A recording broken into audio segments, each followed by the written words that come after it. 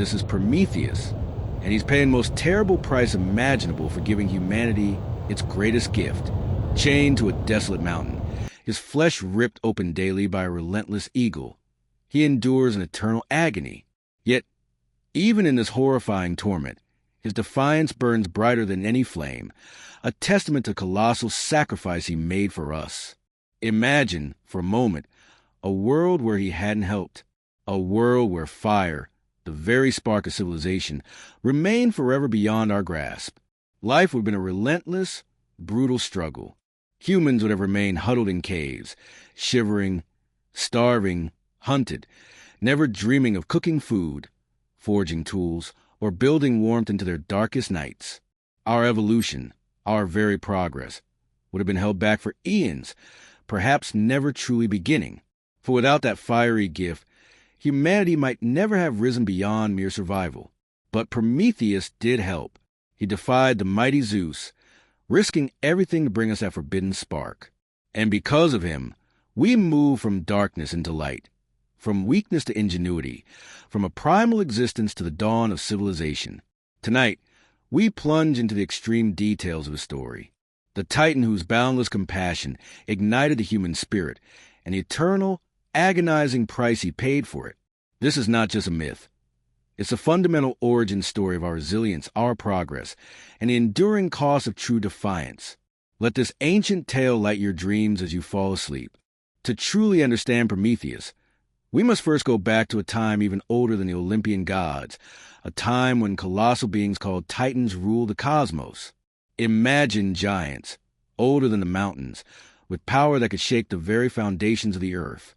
These were the first children of the universe, born from Gaia the earth and Uranus the sky. Prometheus was one of these titans. His father was Iapetus, a mighty titan, and his mother was Clymene, an Oceanid, a nymph of the sea. Prometheus wasn't the only child of Iapetus. He had 3 brothers, all famous in their own ways. There was Epimetheus, whose name means hindsight or afterthought, a rather foolish brother who always acted first and thought later. Then there was Atlas, a powerful titan known for his great strength, who would later be punished by Zeus to hold the heavens on his shoulders forever. And finally, Menoetius, another strong titan, who was also punished by Zeus for his arrogance and thrown into the dark pit of Tartarus. But Prometheus was different from his brothers. He was known for his incredible intelligence, his foresight, and his ability to see into the future. He could think ahead, plan, and understand the consequences of actions, a rare gift among even the gods. This gift would guide his choices and eventually lead him to a path of both glory and immense suffering. The world was not always ruled by the famous gods of Mount Olympus, Zeus, Hera, Poseidon, and the others. Before them, there was a reign of the Titans, led by Cronus, the youngest and most ambitious of Gaia and Uranus's children. Cronus had overthrown his own father, Uranus, and swallowed his own children to prevent a prophecy that one of them would do the same to him. But he couldn't escape fate forever. His wife, Rhea, managed to save her 6th child, Zeus, hiding him away and giving Cronus a stone wrapped in baby clothes to swallow instead. Zeus grew up in secret, strong and determined. When he was old enough, he forced Cronus to throw up his swallowed siblings, Hades, Poseidon, Hera, Hestia, and Demeter, who were now fully grown gods. This marked the beginning of the Titanomachy, the great war between the old Titans and the young Olympian gods. The Titanomachy was a colossal, brutal war that lasted for 10 long years. It shook the heavens and the earth, a conflict of unimaginable power. Mountains crumbled, seas boiled, and the very air crackled with divine energy. Most of the Titans fought against Zeus, loyal to their elder brother Cronus. But Prometheus, with his unique gift of foresight, saw the inevitable outcome of this war. He knew that Zeus and the younger Olympians, with their swiftness and their new powers, were destined to win. He tried to warn Cronus and the other Titans, urging them to change their tactics, to use wisdom instead of brute force. But they were too proud, too stuck in their old ways to listen to his advice. So Prometheus made a difficult but wise choice. He decided to abandon his fellow Titans and side with Zeus and the Olympians. He used his intelligence and foresight to help the young gods, offering them strategic advice and cunning plans that helped turn the tide of the war. His knowledge was invaluable. When Zeus and the Olympians finally triumphed, it was a devastating defeat for the Titans. The defeated Titans were rounded up and, with great force, thrown into Tartarus, the deepest, darkest pit of the underworld, a place of eternal punishment. Here, they would remain imprisoned forever, watched over by the Cenomanes' 100-handed giants. Prometheus's brother Atlas received an even heavier punishment for his strength and role in the war. He was condemned to forever hold the vast weight of the heavens on his shoulders, a lonely sentinel at the edge of the world. Prometheus, having chosen wisely, was spared this terrible fate. He remained free, a trusted, though perhaps always slightly suspect, ally of Zeus. The Olympian gods now reigned supreme from their magnificent palace on Mount Olympus. The universe was theirs to shape, and soon they would turn their attention to a new creation, one that Prometheus would have a hand in, and for whom he would make his greatest sacrifice. The stage was set for the creation of humankind, and for Prometheus's most daring act of defiance, the creation of humanity. With the Titans defeated and imprisoned, the Olympian gods settled into their roles, carving up the cosmos among themselves. Zeus ruled the sky and became king of all gods. Poseidon took command of the seas, and Hades became lord of the underworld. Now, with the universe in order, a new task arose, the creation of life on earth. Zeus gave this important job to Prometheus and his brother Epimetheus. They were tasked with bringing forth living beings from the earth and giving them gifts to help them survive and thrive. Epimetheus, whose name, as we know, means afterthought, was eager to begin. He rushed into the task, distributing all sorts of wonderful qualities to the various creatures. To some, he gave speed so they could outrun predators. To others, he gave immense strength to hunt. Some got thick fur for warmth, others sharp claws or teeth for defense. He gave wings to birds and gills to fish, thinking of every animal's need. Epimetheus poured all his gifts into the animal kingdom, shaping creatures with every advantage imaginable. He worked quickly, excitedly, thinking only of the immediate needs of each species. He was so caught up in the moment that he didn't think about the long term or about what would be left when he was done. When he finally stepped back, proud of his work, he realized his huge mistake. He had given away all the best gifts. There was nothing left for humanity, the last creatures they were supposed to create. Humans were left naked, weak, slow, without fur, without claws, without wings, without any natural defenses against a harsh world. They were the most helpless of all creatures, doomed to shiver in the cold, starve in the wilderness, and fall prey to stronger animals. Prometheus, who had been watching his brother's hasty work with growing concern, felt immense pity for these newly formed, vulnerable beings. His heart, filled with compassion, recognized their unique potential. Unlike the beasts, humans had a spark of intelligence, a capacity for thought and reason that set them apart. He saw them as something more, something special, worthy of protection and guidance. So, Prometheus decided to intervene. He took some clay and water, and with his skillful hands, he molded humans. He shaped them in the image of the gods themselves, making them stand upright and walk on 2 feet, unlike all other animals. This upright posture, allowing them to look up at the heavens, was a symbol of their higher nature and their connection to the divine. He breathed life into them, making them sentient, able to think and feel. But even with their upright posture and a spark of reason, humans were still utterly defenseless in the wild world. They were cold, naked, vulnerable to beasts, and without any means to protect themselves or improve their lives.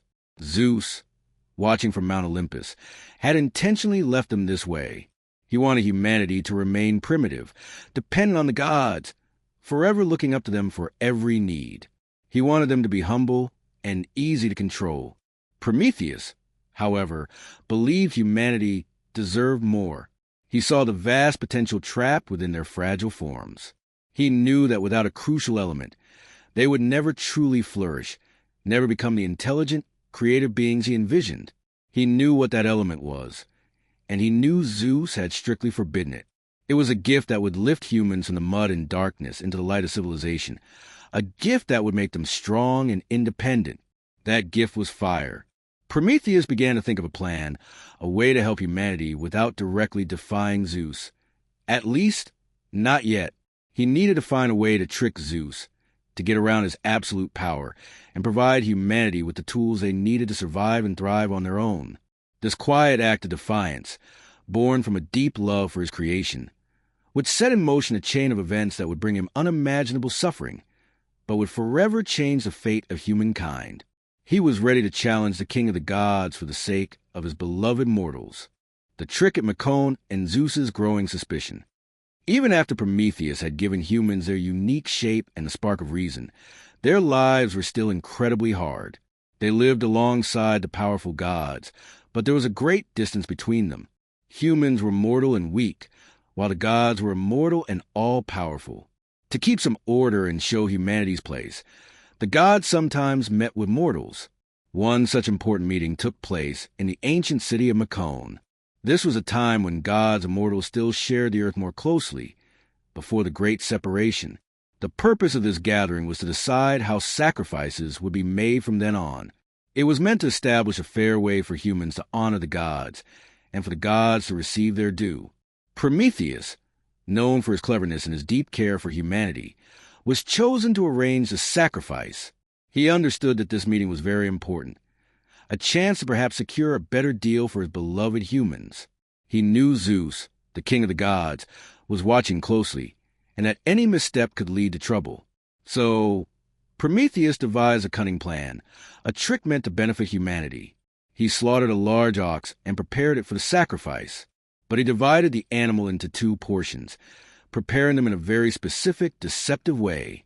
First, he gathered all the good meat, the rich parts that humans would enjoy. He then carefully covered these tasty portions with the ox's ugly, unappetizing stomach and entrails, making it look like a very poor offering from the outside. He hid the best parts, making them seem worthless. Next, he took all the bones, the parts that were useless for humans to eat. He then cleverly piled these bones up and covered them with a thick, glistening layer of white fat, making it look like a very rich, desirable offering. The fat shone brightly, making the pile look impressive and tempting from a distance. Once the two piles were ready, Prometheus presented them to Zeus. He addressed the king of the gods with respectful words, but inside, his tightened mind was playing a risky game. Mighty Zeus. Prometheus said, "Choose which portion you wish to have for the gods, and that will be the share for the immortals from now on." Zeus, with his immense wisdom and power, usually saw through all tricks. But in this moment, either because Prometheus's deception was truly masterful, or because Zeus wanted an excuse to punish Prometheus later, he chose a pile that looked so appealing. His eyes were drawn to the gleaming white fat, ignoring the subtle wisdom that might have warned him. He pointed to the pile of bones. A great roar of anger erupted from Zeus when he realized he had been tricked. He saw that he had chosen the worthless bones, while the humans would get all the good meat. His immense pride was wounded. He knew he had been outsmarted by a mere titan, one he had previously relied upon. He was furious at Prometheus's cunning and disrespect. This trick, the deception at Mecone, forever established the practice of humans burning bones and fat as offerings to the gods, while keeping the edible meat for themselves. But Zeus's fury was not just about the trick itself. It was about Prometheus daring to defy his will and trying to elevate humanity. Zeus, in his absolute power, wanted humans to remain weak and dependent. This act of cunning by Prometheus confirmed Zeus's suspicion that Prometheus had a soft spot for mortals and was willing to challenge divine authority for their sake. As immediate punishment, Zeus decided to withhold the most vital gift from humanity. He took away fire. He plunged mortals into a state of cold, hunger, and darkness. Without fire, humans could not cook their meat, could not warm themselves against the bitter nights, could not forge tools or light their way. They were once again left helpless and vulnerable, a stark reminder of their dependence on the gods. Zeus believed that by taking away fire, he would ensure humanity remained primitive and forever subservient. But Zeus underestimated Prometheus's deep love for humanity and his unwavering determination. This act of divine cruelty only strengthened Prometheus's resolve. He watched humanity suffer, shivering in the cold, their teeth chattering, their stomachs empty of cooked food. He knew he could not let this stand. He had to find a way to bring them fire, no matter the cost. His compassion for his creation outweighed any fear of Zeus's wrath. The stage was set for the most daring act of defiance in all of Greek mythology, the actual theft of fire. Prometheus watched his beloved humans suffer. The cold bit their skin, their stomachs ached from uncooked food, and fear gnawed at their hearts in the endless darkness. Zeus's punishment meant to bring them to their knees, only filled Prometheus with a burning desire to help them. He knew that fire was the key to their survival, their growth, and their future. Without it, they would remain just slightly more advanced than animals, forever at the mercy of a harsh world and a cruel king of the gods. He understood the immense risk. To defy Zeus was to invite unimaginable torment. But Prometheus was driven by a compassion far greater than any fear. He formulated a secret plan, a daring act of rebellion that would forever change the destiny of humankind. There are a few stories about how Prometheus managed to steal the sacred flame. One version says he journeyed to the workshop of Hephaestus, the god of fire, blacksmiths, and craftsmanship. This was a place deep beneath Mount Etna, or sometimes beneath Olympus itself, filled with roaring furnaces, clanging hammers, and molten metals. Hephaestus, a skilled but often lonely god, was known for his incredible inventions. Prometheus, with his clever mind, might have waited for the right moment, a distraction, or perhaps even used his persuasive words to gain temporary access. In this version, he subtly took a spark from Hephaestus's glowing forge, a tiny, vital ember that held the power of civilization. Another, perhaps more common, version says that Prometheus stole the fire directly from the heavens, from the chariot of Helios, the sun god, as it rode across the sky, or from the sacred flame of Athena's forge. He approached the celestial fire, a source of immense light and heat, with stealth and boldness. He didn't just grab the flame with his bare hands, which would have been impossible. Instead, he used a clever tool, a hollow stalk of fennel, known as a narthex. This plant has a pithy, sponge-like interior that can hold a spark for a long time, keeping it hot but not letting it burn the stalk itself. It was a perfect container for a stolen secret. With the tiny, precious spark safely hidden within the fennel stalk, Prometheus swiftly made his escape. He flew through the heavens, unseen by the watchful eyes of Zeus or the other gods. His heart pounded with triumph and urgency. He knew he had limited time before his daring act was discovered. He descended to earth, bringing the celestial fire to his shivering, helpless human creations. He didn't just give them the flame. He taught them how to use it. He showed them how to nurture the spark, how to feed it with wood, how to keep it alive. He taught them how to cook their raw meat, making it digestible and nutritious, allowing it to grow stronger and healthier. He showed them how to warm themselves against the biting cold of winter nights, protecting them from exposure. But Prometheus's gift went far beyond mere survival. He taught them how to use fire to transform their world. He showed them how to forge tools from metal, how to shape bronze and iron, creating axes to cut wood, plows to work the land, and weapons for defense. He taught them how to create light in the darkness, extending their days beyond the setting sun, allowing them to work and learn even at night. He taught them crafts, how to make pottery, and how to illuminate their homes. This act was not just a gift of the physical element. It was the gift of civilization itself. Fire allowed humans to develop agriculture, build permanent shelters, protect themselves, and most importantly, begin to think, to create, and to progress. It was a crucial step that separated humanity from the animal kingdom, elevating them to a higher state of being. Prometheus, in this moment, became humanity's greatest benefactor, their first true champion. However, the immense smoke rising from countless human fires, the newfound warmth spreading across the earth, and the sudden bustling activity of mortals did not go unnoticed for long. High on Mount Olympus, Zeus, who had believed humanity was safely relegated to a cold, primitive existence, eventually saw the telltale signs of Prometheus's defiance. The glow of human fires pierced the darkness, an undeniable challenge to his authority. Zeus's fury was immense, greater than any thunderclap. He roared in anger, his voice shaking the heavens. He was not only enraged by the theft of fire itself, which was a direct challenge to his power, but also by Prometheus's cunning and by the Titan's blatant disregard for his divine will. Prometheus had dared to defy him, to give power to the very mortal Zeus wanted to keep weak.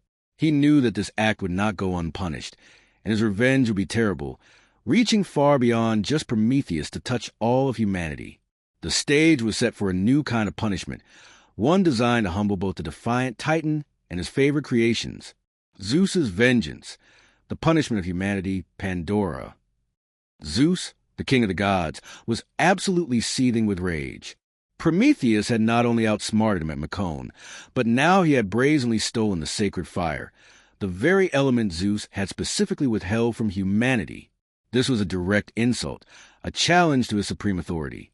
Zeus was determined to punish Prometheus, but his wrath was so great that he decided to extend his vengeance to humanity itself, for having accepted the forbidden gift. He would give them a gift of his own, one that would bring pain and sorrow to their lives. So Zeus gathered the Olympian gods and ordered them to create a special punishment for humankind. He commanded Hephaestus, the god of craftsmen and fire, ironically, the very god whose forge Prometheus might have stolen from, to create the first woman. She would be a being of breathtaking beauty, a lure that would bring misery to mortals. Hephaestus, using clay and water, molded her body into a perfect, lifelike form, more beautiful than any mortal woman seen before. Then the other gods added their gifts, or rather, their curses in disguise. Athena gave her skill in weaving and crafts. Aphrodite, the goddess of love and beauty, bestowed upon her irresistible charm and grace. Hermes, the messenger god, gave her cunning words, a deceitful mind, and a persuasive tongue. The Graces adorned her with jewels and golden chains. Finally, Zeus himself breathed life into her and named her Pandora, which means all gifts or all gifted, a name full of dark irony. But within these gifts, the gods secretly wove a dangerous curiosity and a capacity for mischief. Once Pandora was complete, a dazzling but dangerous creation, Zeus sent her to Earth. He sent her to Epimetheus, Prometheus's foolish brother, whose name means afterthought. Prometheus, with his foresight, had warned Epimetheus many times never to accept any gifts from Zeus, knowing that the king of the gods was full of trickery and always had a hidden purpose behind his generosity. But Epimetheus, true to his name, forgot his brother's warnings. He was immediately captivated by Pandora's beauty and accepted her as his wife. Along with Pandora, Zeus had sent a large, beautifully crafted jar, often mistakenly translated as a box in later stories. Zeus had explicitly warned Epimetheus, and by extension, Pandora, never, under any circumstances, to open this jar. He claimed to contain special blessings, but in reality, it held all the evils of the world. Pandora lived happily with Epimetheus, surrounded by the beauty of the early world. In those days before Pandora, humanity lived a simple life, free from sickness, hardship, and sorrow. They knew no pain, no disease, no old age, no suffering. It was a golden age, a time of innocence and ease. But the gods had instilled a powerful, irresistible curiosity within Pandora. The forbidden jar sat in their home, its mystery gnawing at her mind. She couldn't stop thinking about what might be inside. She questioned Epimetheus. She paced around it. She imagined all sorts of wonderful things it might contain. One day, driven by this overwhelming desire to know, Pandora could resist no longer. Despite the warning, she crept to the jar, unlatched the lid, and slowly, carefully opened it. As soon as the lid lifted, a terrifying torrent of unseen horror swarmed out of the jar. Out flew all the evils that had previously been locked away. Sickness, old age, famine, war, misery, toil, greed, envy, anger, and all manner of pain and suffering. These terrible forces, previously unknown to humanity, spread across the earth like a plague, infecting every corner of the world. Humans, who had known only peace and ease, were suddenly overwhelmed by suffering, disease, and despair. Terrified by what she had unleashed, Pandora quickly slammed the lid back down onto the jar. But it was too late. All the evils had escaped. Only one thing remained trapped at the very bottom, fluttering weakly, Elpis, the spirit of hope. In some versions of the myth, it is debated whether hope remaining was a kindness from Zeus, so humanity would have something to cling to in their misery, or another cruel trick to prolong their suffering by giving them false hope. And so humanity, which had once lived a carefree existence, was now cursed with all the ills of the world, all because of Zeus's vengeance against Prometheus's defiant kindness. This gift from Pandora marked the end of the Golden Age and the beginning of an era of hardship and suffering for mortals. Humanity now had fire, and with it, the tools for civilization, but they also had pain, sorrow, and endless toil. Zeus had achieved his goal. He had punished humanity for accepting Prometheus's gift, but his vengeance was far from over. His true, agonizing punishment was still reserved for the Titan who dared to defy him directly, the one who had brought the light to mortals. Prometheus would soon face a torment unlike any other, a punishment designed to break his unbreakable will. The punishment of Prometheus. Zeus's rage against Prometheus was boundless. He had been tricked, defied, and his authority questioned. He had already unleashed misery upon humanity with Pandora, but that was only half of his revenge. The full force of his wrath was reserved for Prometheus himself, the Titan who had dared to give mortals the forbidden fire. Zeus was determined to break Prometheus's spirit and make him regret his compassion. Zeus ordered his servants, Mike, Kratos, and Speia, two brutal enforcers, to seize Prometheus. They dragged the defiant Titan to the edge of the world, to the desolate, bleak, and unforgiving Caucasus Mountains. This was a place of towering, jagged peaks, perpetually cold and windswept, a barren wasteland far from any life. Here, Zeus commanded his own son, Hephaestus, the skilled blacksmith god, to chain Prometheus to the sheer side of a colossal cliff. Hephaestus, despite his immense strength, was a gentle and kind-hearted god. He respected Prometheus and felt deep pity for him, especially knowing the terrible punishment that awaited. Hephaestus hated this task, but he knew he could not defy his father, Zeus, the king of the gods. With heavy heart and reluctant hands, Hephaestus forged unbreakable chains of adamant, a mythical, impossibly strong metal, and bound Prometheus to the rock. The chains were wrapped tightly around Prometheus's limbs and body, pinning him against the cold, hard stone, leaving him completely helpless and exposed.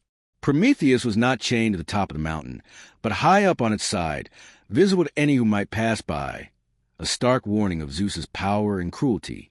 He was left exposed to the elements, the biting cold winds, the scorching sun, the relentless rain, and the freezing snow. He could not move, could not escape, and could not die. He was an immortal being, condemned to endless suffering. But the physical chains and the harsh weather were only part of Zeus's cruel torment. Each day, a monstrous eagle, often described as a magnificent and terrifying creature, sent by Zeus himself, would fly to Prometheus. This eagle, with razor-sharp talons and a cruel, tearing beak, would land on Prometheus's body and devour his liver. The liver, in ancient Greek belief, was often considered the seat of emotions and vitality. Each day, the eagle would tear into his flesh, consume his liver, causing unimaginable pain. And each night, because Prometheus was immortal, his liver would fully regrow, making him ready for the same agonizing torture the next morning. This cycle of pain and regeneration was endless, meant to last for eternity, designed to break Prometheus's spirit, to make him regret his love for humanity. Despite this horrific, unending torment, Prometheus remained defiantly silent. He refused to beg, refused to cry out for mercy. More importantly, he refused to reveal a crucial secret that only he possessed. Prometheus, with his foresight, knew a prophecy that deeply troubled Zeus. He knew that as Zeus married the sea nymph Thetis, her son would eventually become mightier than his father and would one day overthrow Zeus himself. Zeus desperately wanted this information. He visited Prometheus on the mountain, or sent his messengers, demanding the secret, promising release if Prometheus would only speak. But the Titan remained stubborn, enduring his agony rather than betraying the future or giving Zeus more power. He held on to his knowledge, his last act of defiance against the tyrannical king of the gods. This eternal punishment became a symbol of both Zeus's absolute power and Prometheus's unbreakable will. He suffered for humanity, enduring for centuries on that bleak mountain, a living monument to defiance and a reminder of the price of progress. His suffering was a constant echo across the cosmos, a powerful statement against divine tyranny. He remained silent, enduring, a hero not for his strength in battle, but for his boundless compassion and his steadfast refusal to bow down. His struggle was a testament to the power of intellectual freedom and the enduring spirit of life against oppression. The prophecy and Io shared suffering.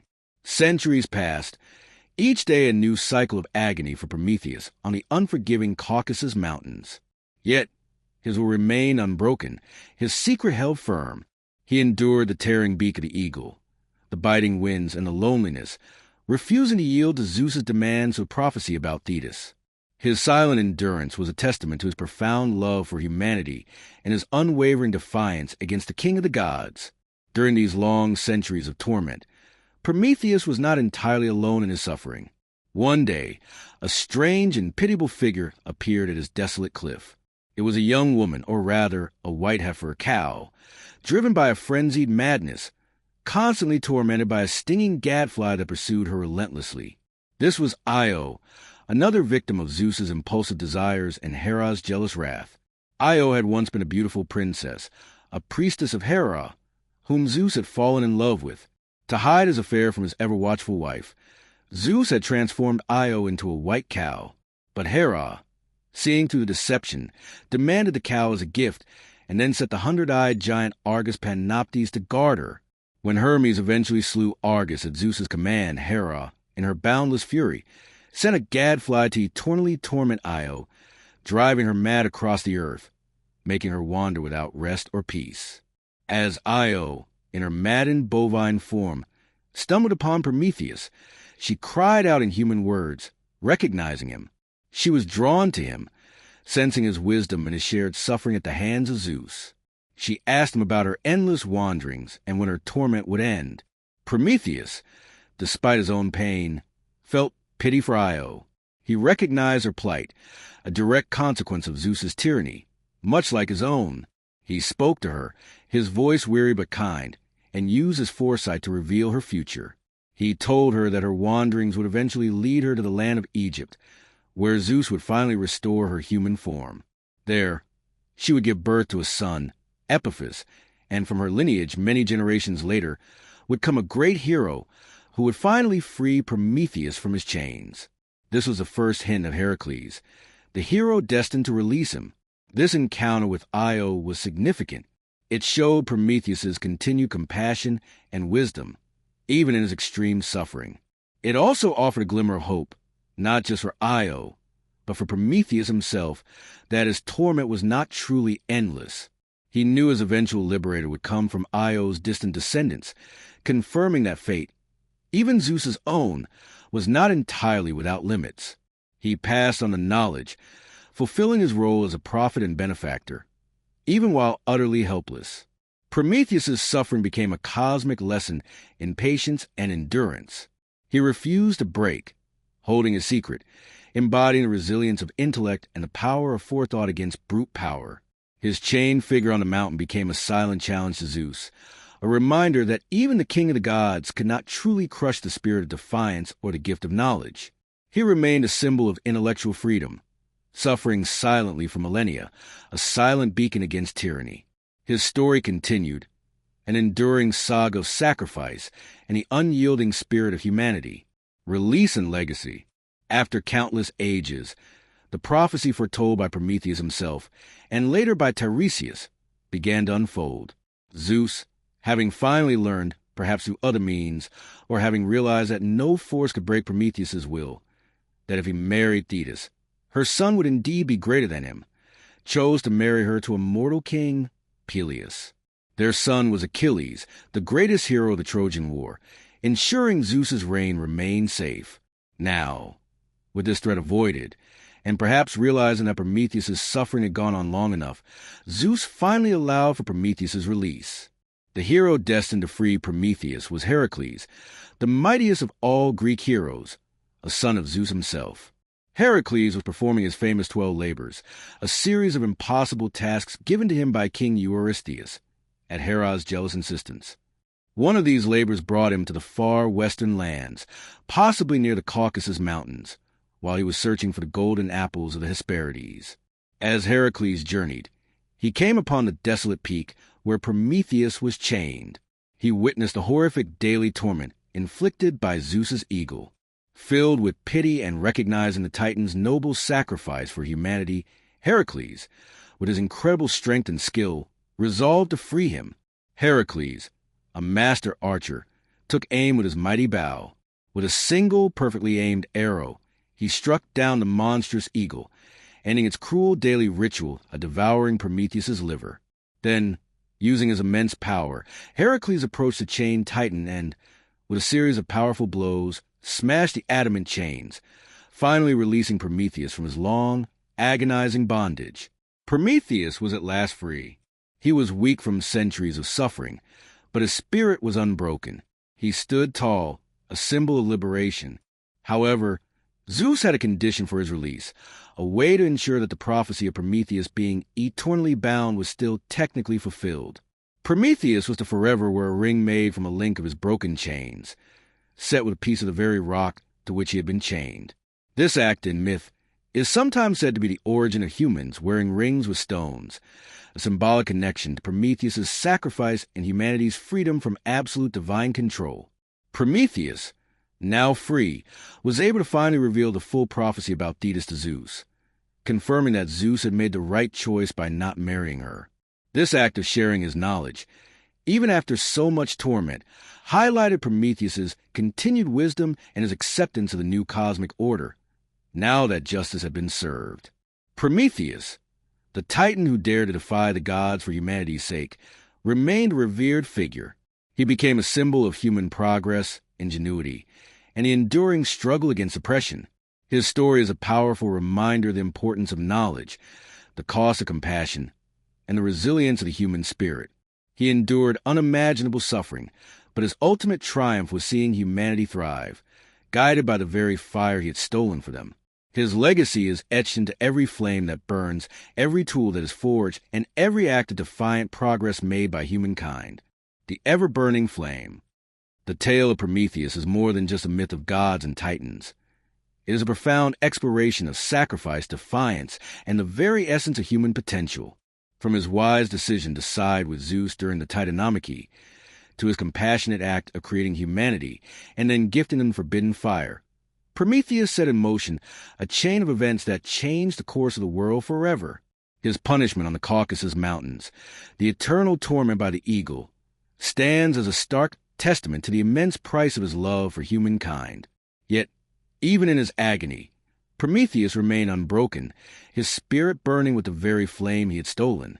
His resilience, his foresight, and his unwavering belief in humanity eventually led to his liberation by Heracles, confirming that even the will of Zeus could not eternally suppress justice and compassion.